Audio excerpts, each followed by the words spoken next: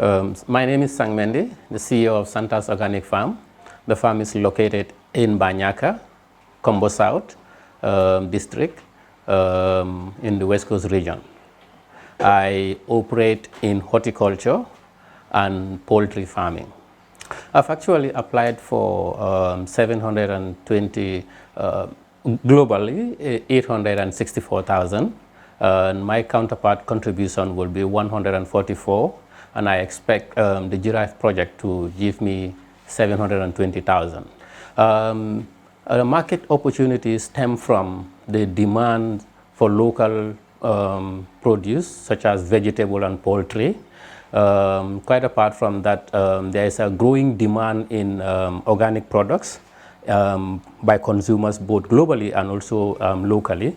And aside that also, there is a need for people to engage in agriculture, and in the event encourage young people to see agriculture as a worthy venture. Our strategies would include boosting our production, quite apart from boosting our production is also how do we intend to market our products.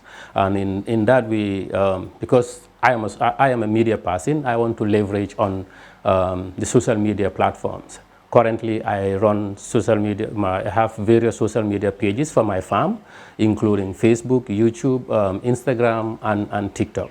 So I intend to use those as marketing tools to reach out to the people, the consumers. But on top of that, also want to use our partnership with local restaurants and household individuals. So because I do poultry and vegetable production, as for vegetable production, if we are able to get this funding, the first quarter, which is the first 3 or 4 months, we should be able to get something like 20,000. And in the next, in 6 months' time, we should be able to score to get 50,000.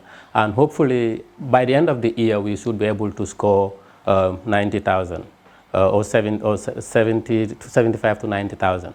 But in the area of poultry, because I intend to buy 200 chicks, and those chicks are going to be broilers. So in the first quarter, the expectation is to score 35,000, the second quarter 70,000, and by the end of the year, we'll score 150,000. So if you combine 150,000 and 90,000, probably in the year we will be able to make 240,000. Our value propositions will stem from the need for employment creation, because agriculture is an opportunity to create employment. So we'll create employment. Currently, we have 2 staff and 3 interns from the Gambia College.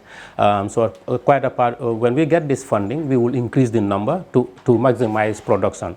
I know agriculture in the Gambia it requires a lot of human resources. So if you increase the human resource, the production will also increase. So quite apart from that, we'll also encourage, we'll also be involved in training of women and young people, especially in compost making and making organic liquid fertilizers. Because we are organic, we want to promote organic farming, and to do that, it is important that you train people like women and young people to embrace organic farming. Our competitive advantage is that the CEO, the owner of the farm, is a media manager. He's a media expert, so he uses, that is myself, we use social media to promote our products. So most of the time when we produce and put it on social media, before we even get home, they are all booked. So we are going to leverage on the importance of social media. But we also do some offline, activities where we can partner with restaurants and households, our customers that believe in us. And on top of that, one more competitive advantage is that we have trained staff that are in agriculture that are coming from training institutions, but also when we partner with the college and the colleges and these training institutions, it's going to give us an advantage because these people are coming with knowledge and skills. If we are able to secure the grant from the first week of getting the grant to the 3rd week, we would do we will be doing things in simultaneous activities. For example, we'll be involved in fencing, fortifying our fence, because we already have fence, but we want to fortify it with better poles and better wires and stronger barbed wires, just to make sure that the place is very well fortified.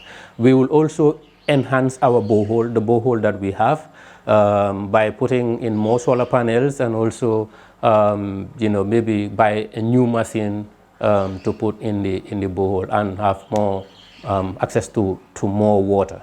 So the risk management strategies, I think I have 3 risks that I need to see how to mitigate, and the greatest risk is theft. And how do we intend to mitigate theft is to have dogs in the place. Quite apart from dogs, is also to have a farmhouse where you have someone to be spending the night at the farm. The farm workers, when they leave, someone is at the farm. Quite apart from that, fire is also a potential threat to all farmers. So what we intend to do is to clear the perimeter, the outside perimeter of the fence, clear it off the farm, so that even if fire comes, there will be a barrier. They cannot cross to the farm. And the other one is with regard to the theft also, is maybe to have CCTV around the farm.